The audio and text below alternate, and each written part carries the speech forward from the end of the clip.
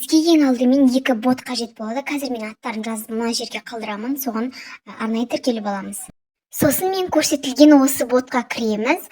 Сосын бізге осы боттың ссылкасын береді. Соның ішінен біріншісін басамыз. Яғни мен басқам хэштегті басасыздар. Сосын сіздер өздеріңіздің боттарыңыздың аттарын өздеріңіз ойлап жазасыздар. Ойлап тауып жазасыздар.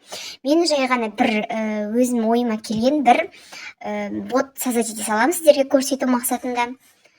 Осылай жазып жібереміз.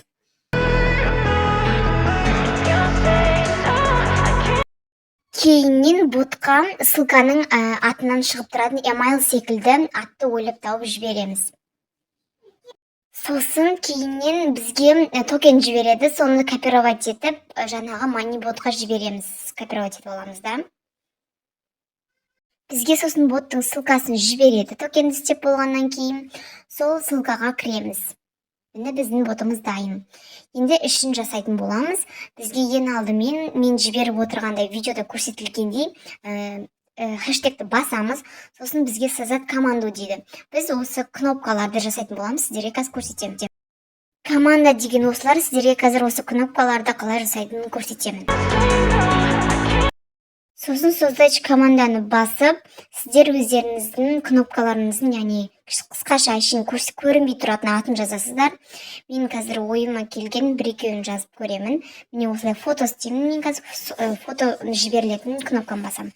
Сосын уже атын жазып болғаннан кейін не жіберетініңізді жібересіз. Фото, жазу, музыка. Мен фотоға істедім, фото жібердім. Сохранить басамыз. Сосын кнопканың атын істейміз. Мен көрсетілген жазуды басамыз қазір. Настроить дегенді басамыз. Содан кейін бізге добавить пункт меню дегенді басып, бағанағы создать еткен жазуымызды басып, сол кнопканың атын ойластырып жазамыз. Менде фотолар болғандықтан фотолар деп жаза саламын. Міне бізде шықты.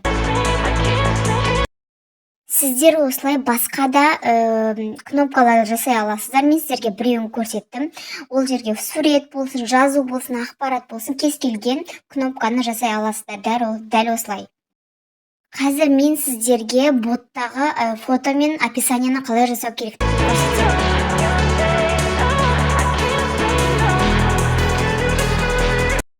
Осы хэштегті басып, өзіміздің жаңа жасаған атауымыздың ссылкасын жібереміз. Сосын өзіміздің дайындаған фотомызды жібереміз. Видеода көрсетілгендей істейміз барлығын. Міне фото шықты, енді описанияны дәл солай істейміз, бірақ ол кезде басқа хэштег қана жібереміз.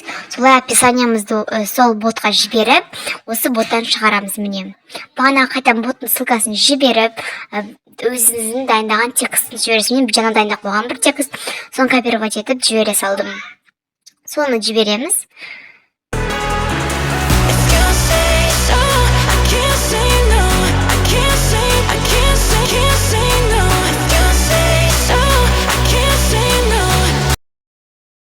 Осымен біздің дайындаған ботымыз дайын. Қазір мен сіздерге өзімнің жаңа басқа ботымды көрсетемін.